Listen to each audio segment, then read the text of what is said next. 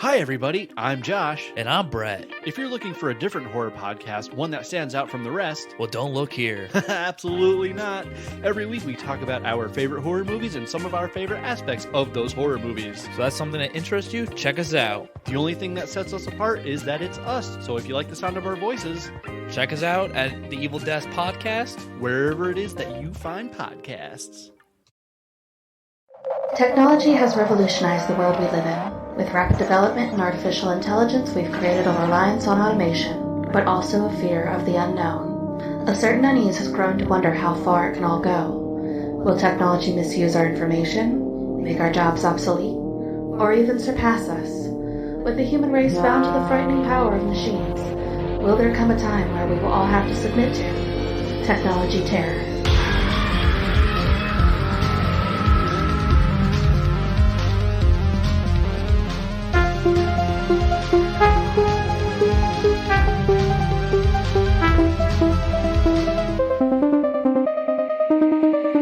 Welcome to 13 Degrees of Screams.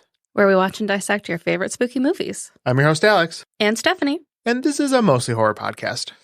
Each season, we will rank 13 movies on a scariness scale from, you guessed it, 1 to 13. We will uncover the real-life myths and legends that inspire these movies and tell you just how authentic they are. This week, we accidentally make someone a digital god in The Lawnmower Man. You weren't expecting that, were No, you? I wasn't. I put those in, and it's a little surprise for Stephanie each time. I know. But that's basically what happens in Yeah. this movie. Yeah, kinda. But have you seen this movie? No, I don't think I'll be watching again, to be honest. That's fair. So Yeah. I have not seen this movie either. However, I've seen many videos about this movie, which is how I even knew it existed. Hmm. And I remember seeing clips of it. I'm like, oh my God, we have to cover this movie. Okay. Did you like it at all? I mean, what was the other one that we watched? Videodrome. Yeah, Videodrome was more painful than this. I'll say that. Well, that's not saying much. Well, I would say that Lawnmower Man was at least, I was like curious what was going to happen. Videodrome, I was like, let's just get this over with. That's fair. I kind of, in the notes, talk about it briefly without going into too much detail, but there's a director's cut of this movie that's almost 2.5 hours long. Not needed. And I texted you, I'm like, just FYI, when you go to look for this movie, you will find the director's cut.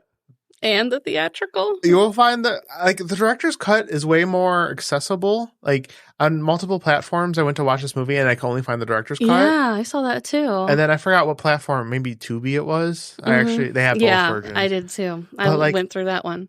I'm like, I'm not watching the director's cut. I No. want to, not only because it was longer, but also I do want to see what it was, the theatrical version to Right. cover. Like, the director's cut's good, like, on a second viewing, I would say, Okay. because that's the director's intentions. Right. You but- know what's happening. right. But I want to cover, like, how it was presented initially. Mm-hmm.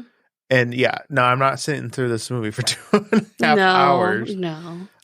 I think I enjoyed it overall. It was silly. Like, it deals a lot with CGI, which is not good, and it makes it hard to immerse yourself in it because it's goofy looking. Yeah. So that's where it kind of falters, in my opinion. I kind of think of the Spy Kids movie, not my not God. the second. The 3D one? Yeah, the 3D one when they're in the game thing. Yeah. And it's weird. It just doesn't age well and it looks weird. Right. And this was 98, right? 92. 92. So even, yeah. Oh, yeah, no. Nah. But I think the story and concept was interesting, at least. Yeah. It was just like the whole CGI bit was like, it was hard to take it seriously. Right. I was like, oh, it's kind of hokey. But again, they did what they could with the technology they had at the time. Although I kind of don't want to hear it also because, like, Jurassic Park came out the following year. So Yeah. that shit still holds up. right. And then you watch Lawnmower Man.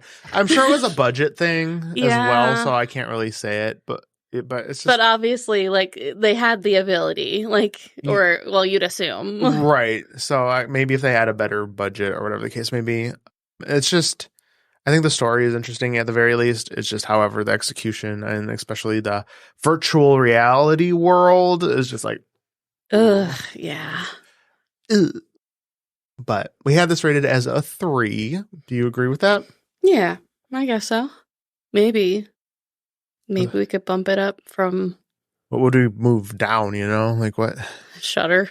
Shudder? Yeah, Shudder. I could see putting Shudder at 3 and then putting Lawnmower Man at 4. Okay. I could see that. I think Shudder was more like ghost story type situation, where this is more like a thriller, I would say. Yeah. Thriller suspense. I felt like an anti-hero kind of story line the whole time. Anti-hero? Mm-hmm. Interesting. Yeah. I don't know. It was almost like a Frankenstein situation. Yeah, Creator that as well. and his creation. Mm-hmm. So, ready to hear some background on the movie? Yeah, give it a go. You're like, not really. All right. The Lawnmower Man is a 1992 science fiction horror film written by Leonard and Gimel Everett and starring Jeff Fahey as Jobe Smith, an intellectually disabled gardener, and Pierce Brosnan as Dr. Lawrence Larry Angelo, a scientist who decides to experiment on him in an effort to give him greater intelligence. The experiments give Jobe superhuman abilities and also increases his aggression, turning him to a man obsessed with evolving into a digital being. Yeah.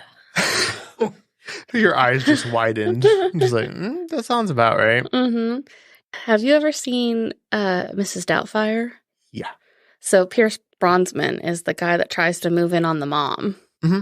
And the whole time I was like, I know you as like the person we don't like in the movie. So I'm like, the whole time I was like, I don't trust you. I know him as Bond. He was James Bond for a while. Oh, yeah. He was in a bunch of other stuff. I didn't really care for the James Bond movies. That's fair. But yeah, he's a well-known actor. Yeah. I just couldn't trust him the whole time. Oh, yeah. Well, he's like not the evil genius type, but definitely like I will push the limits kind of science type. Yeah. Because he does. So yes. His intentions aren't bad. He just doesn't know when to cool it. And then he hits that point where it's too late. Yeah. He's like, shit. Mm-hmm. I done fucked up. Yeah. And well, when we get to the plot, you'll see how bad. Yeah. It's he pretty messes up. Pretty astronomical. The film is adapted from the merging of a 1975 short story by Stephen King, and it was mixed with an original screenplay entitled Cyber God. So he took parts of Stephen King's story and this thing and mushed it together. Okay. So because of this deviation from his story, King successfully sued to have his name removed from the film, which was originally titled Stephen King's The Lawnmower Man. Oh. He won further damages when his name was included in the title of the home video release. So he was like, do not put my name on this. This is nothing like my story. Right.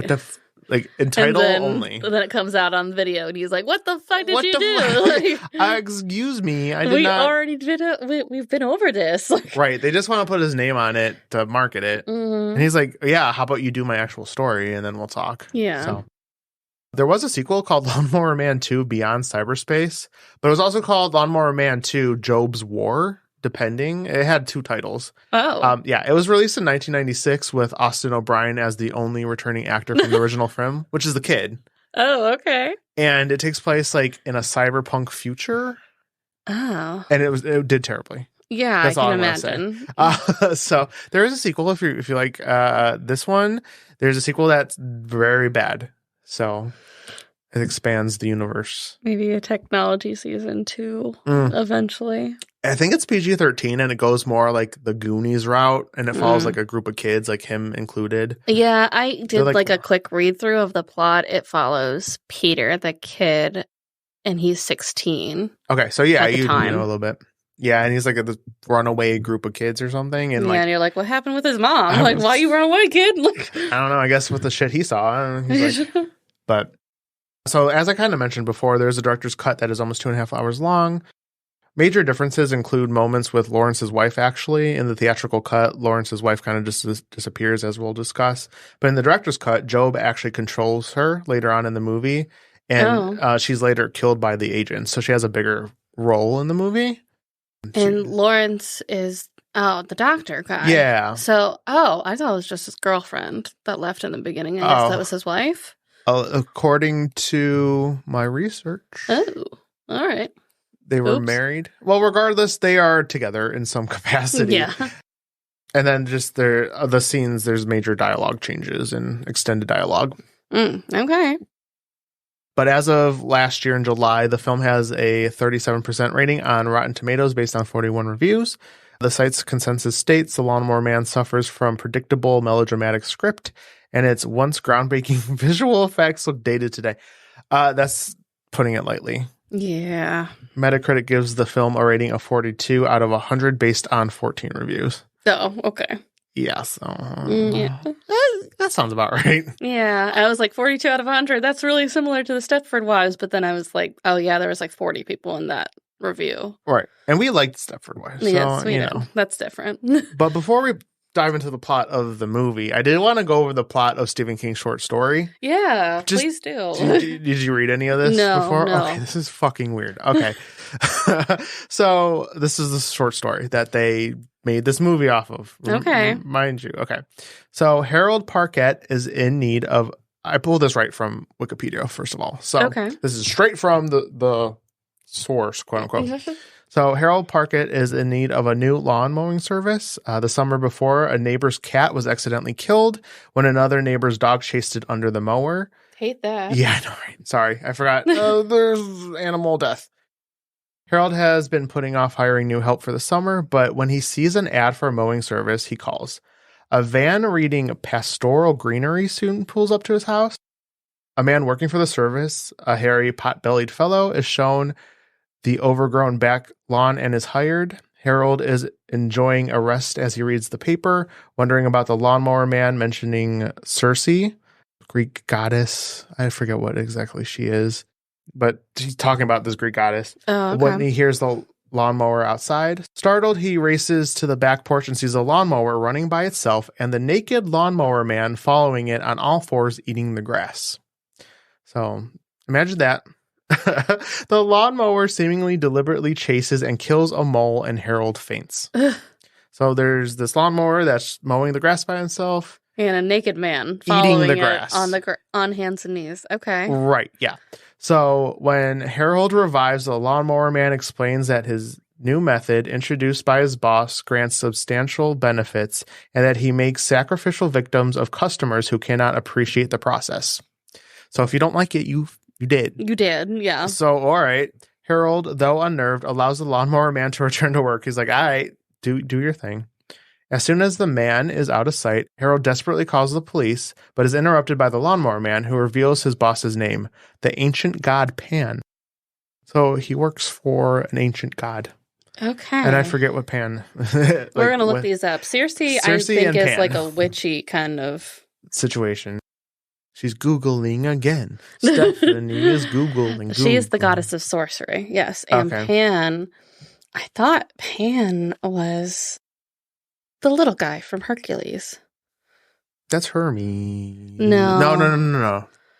Phil? Yeah, which was like a satyr. Yeah. That sounds right. But let me double check. Yeah, he's the god of the wild shepherds and flocks. So I guess that makes sense why he likes to eat grass. Well, that's his boss. Yeah, so... But anyways, so... But he's eating it in service of him, I'm sure. Yeah, sure. So that's the boss. The Lawnmower Man briefly chases Harold through the living room before brutally slaughtering him. So when the police arrive, they conclude that Harold was murdered by a schizophrenic sex maniac. As they leave, the scent of freshly cut grass hangs strongly in the air. So that is the short story that spawned this movie. The only thing in common is the fact that the lawnmower can be controlled by itself. Right. What the fuck? Right. So that's why Stephen King was like, no. No.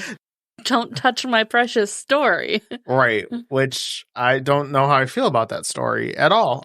But in any case, that's they melded these two things together. And he loves killing cats too.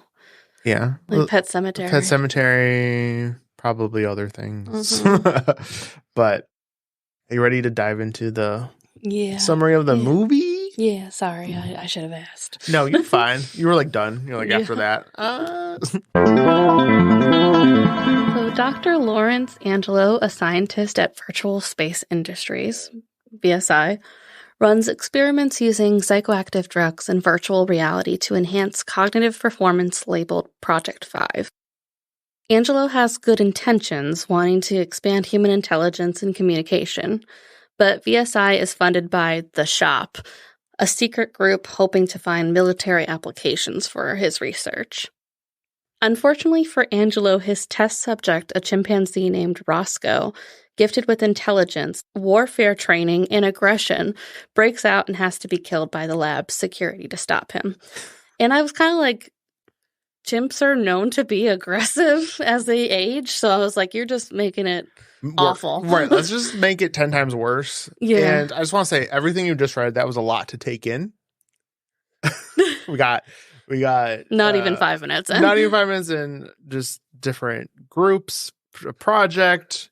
There's virtual reality that somehow makes you smarter. It's just, what? Just don't think about it too hard. Just think of it more as like a lot of what Angelo does is run tests, but the tests also are making the subject smarter. Right. That's all you really need It's what to know. he's doing in virtual reality. It's very strange, honestly. Like a surgeon in a way, but with computers.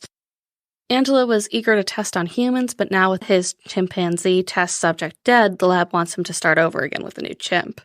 The lab suggests he go on a hiatus for a while instead while they redo the space, and instead of taking an actual break, he throws himself into his research at home, even further to the point his girlfriend leaves him. Girlfriend's wife. Yeah.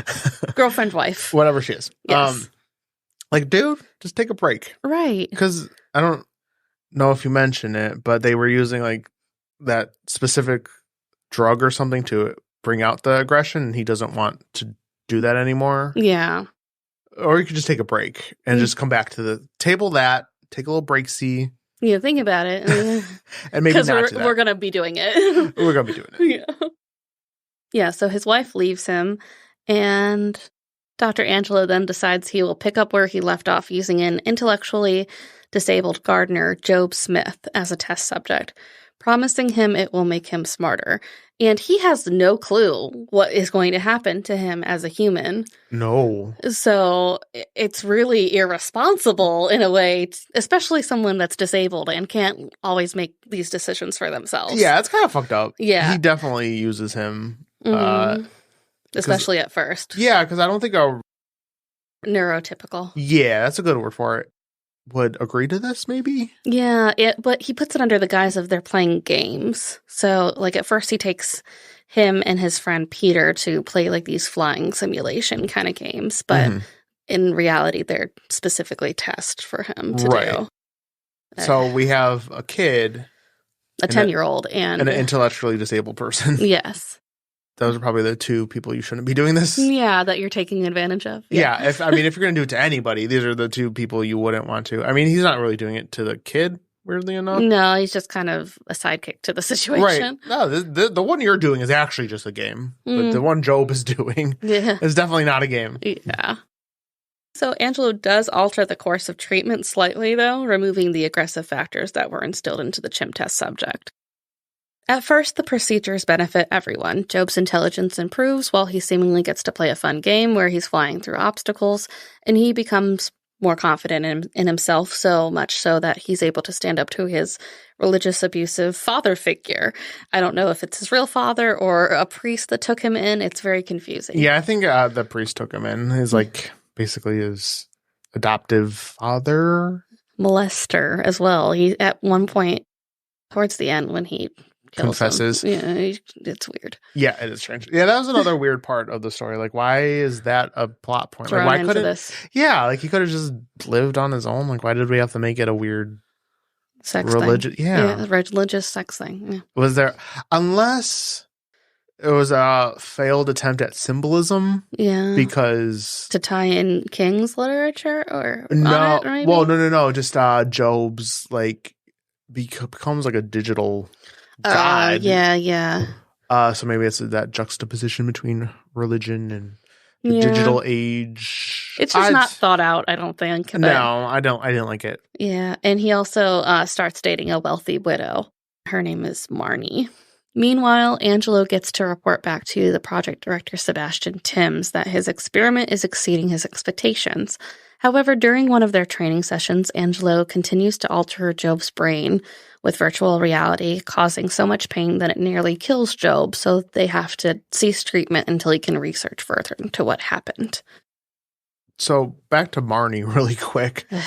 There is this weird sex scene. I was just going to skip past it because they are weird people. I want to talk about it. Okay. But it doesn't happen yet, though, does it? Well, since you're... Yeah, go ahead, because I'm not going to bring it up for a minute. Oh, well, do you bring up... Not until, like, the lab scene. With her? Because that's when it happens, when she gets... Yeah, well, wait. You want to talk about that scene or their beginning of the relationship? No, not the weird in the simulation part. Okay, we can talk about that when we get to it. Just give me a minute. Sorry, I got confused. I got them mixed up. No problem. There is like a beginning of the relationship sex scene, and they're just like really awkward kissers, and it's just like uncomfortable. Oh, she's like, give me your tongue. Yeah. Okay, continue. Yeah. So Timms reports Angelo's findings to the shop, and they ask to see a demonstration, even though he's not finished with testing. But when Angelo objects to giving a presentation, the shop leader insists that Timms switch the medicine for the testing with the Project 5 aggression factors. Why? Like, why are you so hell-bent on using this? He wants to make a weapon. We could make a weapon without them just being mindlessly aggressive. Right. Yeah. Like, they're going to get smarter, so... Maybe they would figure that kind of shit out. Yeah. Yeah. So the last thing you need is, like, you can have your smart weapon... And pointless anger, yeah. Right. Let's not make a smart person pointlessly angry on top of it. Like, just the smart person's enough. Right. Like, we don't need to make them just mad all the time for no reason. Whatever. Meanwhile, at the lab, Jobe takes the widow Marnie to engage in cyber sex, but his abilities overwhelm him and he ends up lobotomizing her. Oh my god, so, this whole scene is so weird. Let's describe the lab VR, because it's like, it's like a circle and you're like lifted and you're like suspended in this thing, right? Yeah. So they're having this weird virtual sex like in different pods almost. Yeah. And they're flying in the digital world, and she's like, I'm sticky, and she falls in like this sticky goo, and then he says it's like matrix material or something like that, like the system material. Yeah, and then Jobe turns into this weird creature, like monster creature alien thing, which she just loses it. Yeah. And I didn't even know she had been lobotomized. I knew something happened, obviously, because whenever we see her, she's just kind of like laughing to herself. But yeah, I don't know what really happened. Like, he attacked her in virtual reality and basically completely destroyed her mentally. Yeah. This is not just like VR. What's weird is they're giving Jobe like these drugs and stuff in addition to the VR. And then she's just thrown in the VR, and that's enough to like cause her extreme mental anguish. Yeah. So I don't know. And when they first had that accident, though, too, when they almost killed Jobe, it was something about the system said he was going into like fatal overdrive or something. Like his mind couldn't handle the capacity or something that they were working at. So I almost wonder if that's kind of what happened to her as well. Yeah. But I don't know. Yeah.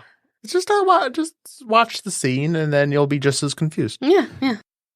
So he meets with Angelo the next day to show him that he's developed abilities like telekinesis and telepathy. And astounded, but also frightened, Angelo worries that they may be moving too quickly. Yeah, you think? This was the moment. This was the shit He's moment. like, oh no, we've gone too far. Yeah.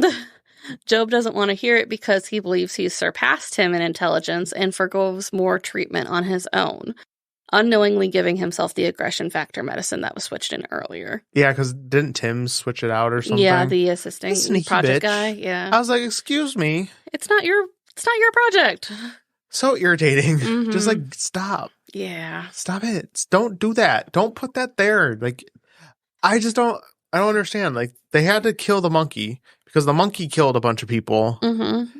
Why would you do that? They're like, let's just try it again. It should be fine.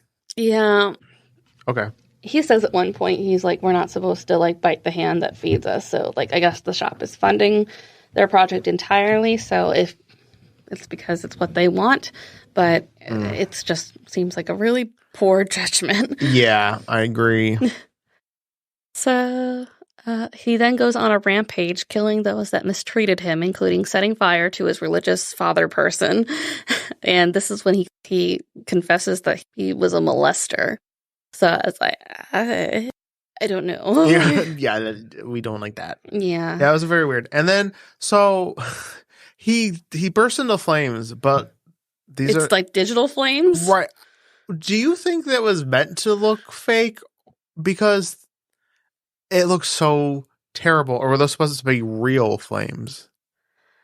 I'm guessing it's supposed Digital? to look fake because that's what his power is. Okay. But it looks so dumb. It looks so bad. Yeah.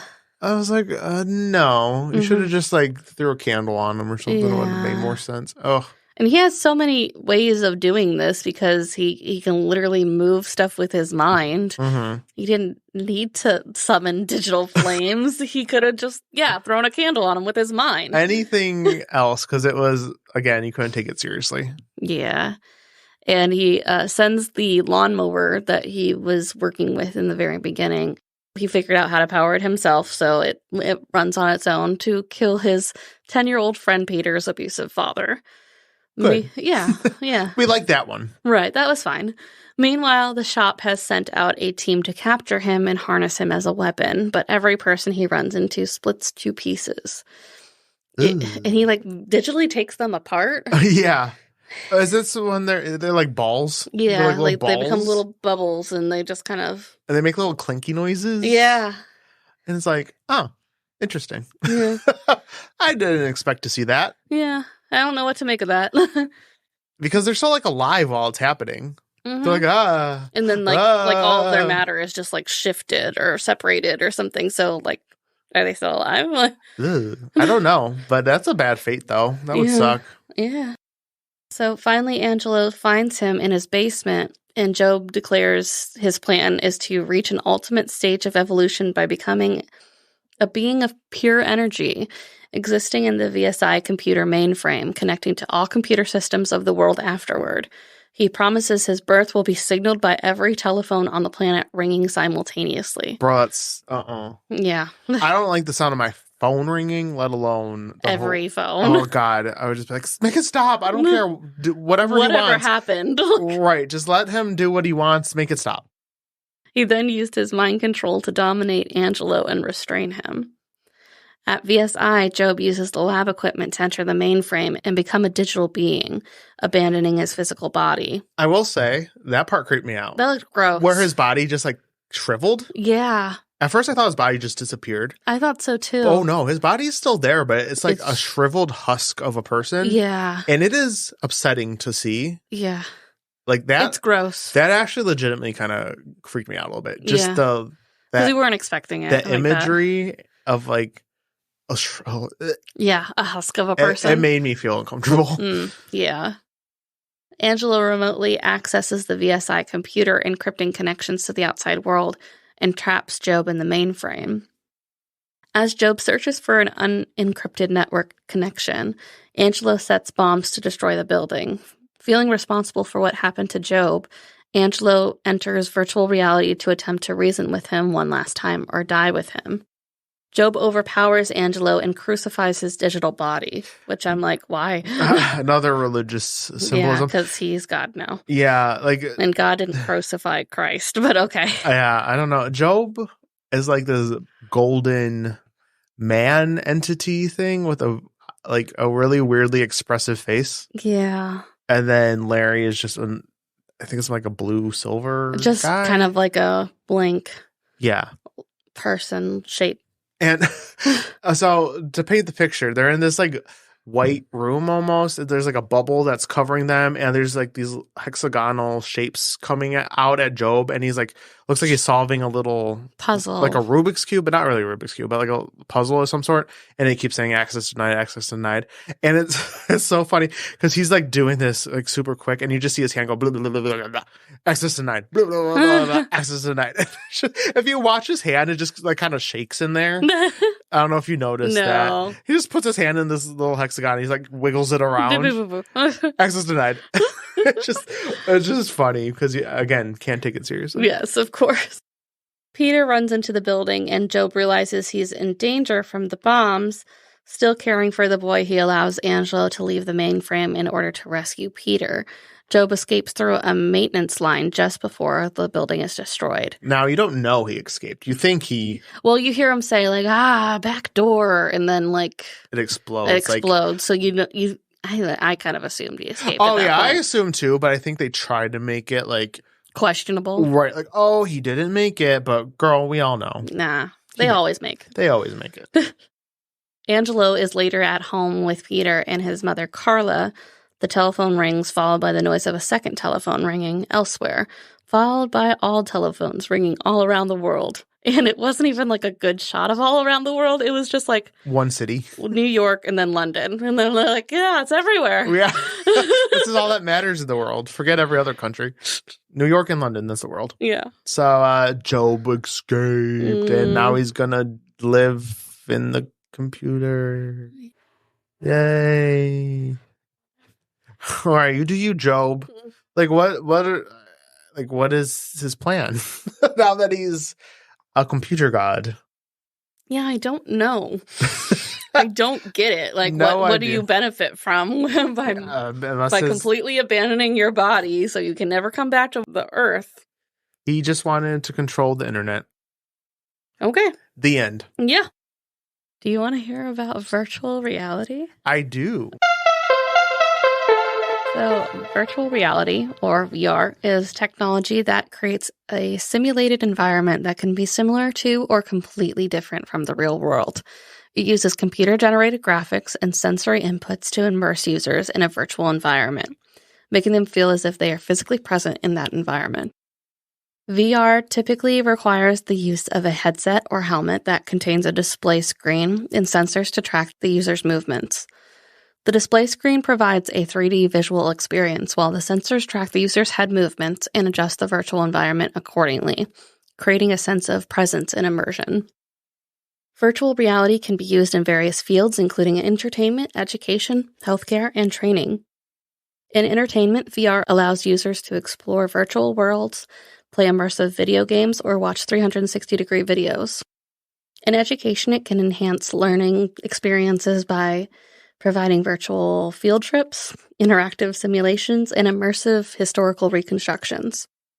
In healthcare, VR can be used for pain management, therapy, and surgical training. In training and simulations, VR can provide realistic environments for practicing skills and scenarios in industries such as aviation, military, and engineering. Overall, virtual reality offers a unique and immersive experience that has the potential to revolutionize how we interact with digital content and experience different environments and scenarios. Have you ever used VR?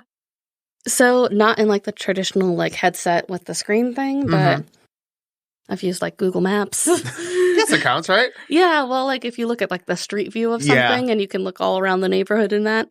Mm-hmm. That's technically VR, I guess. Yeah. I like VR. So we have several VR headsets. Oh. And my problem is I get very warm that I fog up the lens all the time. So I can't really use VR all that often. It sucks.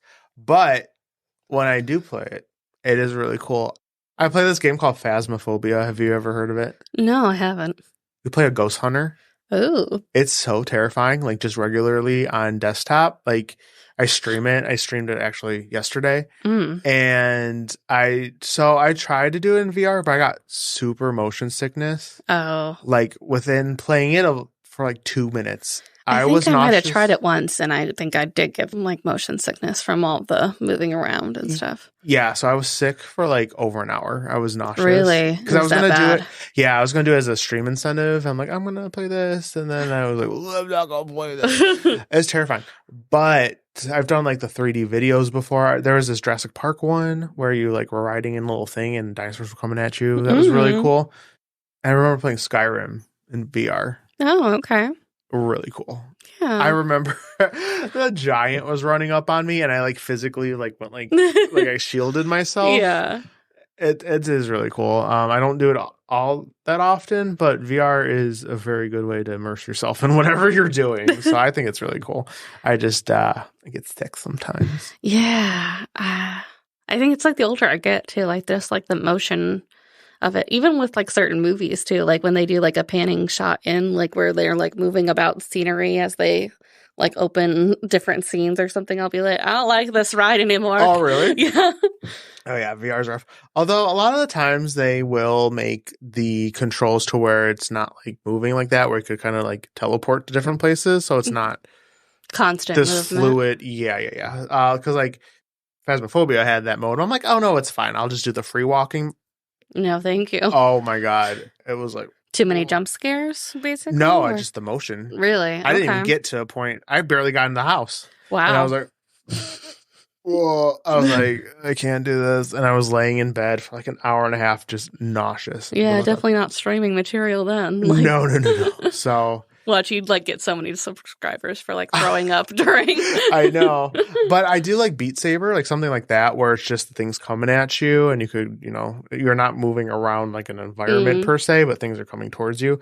Totally fine. Yeah. Beat Saber is really fun. Okay. Definitely. Maybe I'll have to try it out when next time I'm over at your place. But yeah. Yeah. But VR is fun. I like it outside of when it made me not feel good. Yeah. So it's dicey, but I recommend. Okay.